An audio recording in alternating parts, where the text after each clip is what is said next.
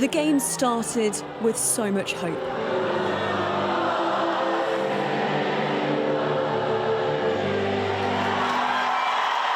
England, for the first time in 55 years, were in the final of the World Cup.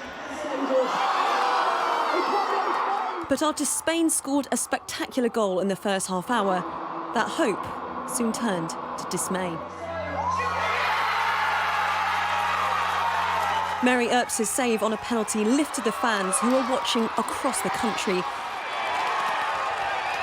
But by the end of the game, it was clear the Spaniards had won. We had the boost after the penalty when we saved it, but in the end, all it wasn't enough, was it? Every challenge we've come up for two, we've kind of taken it in our stride, we've readjusted, we've started again the next team, and we've got a good system going. But just at the end of the day, Spain were a better team. It's amazing they've come so far and they've had a lot of adversity against them, so it's really inspirational. But the momentum from the women's success at the Euros last year has driven enthusiasm for the Lionesses like never before. Regardless of the outcome of today's final, the Lionesses have still made history, and their impact will be most felt by our future Lionesses. Coaches at a grassroots level say they've seen an increase in girls wanting to take up the sport. It's sort of been building up to this point to get to the World Cup.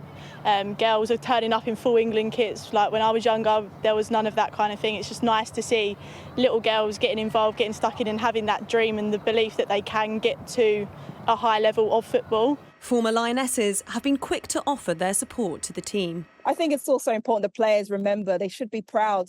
They've impacted the whole nation and they've spurred on the growth of the game, and you know we want to see that continued investment as well for the grassroots level.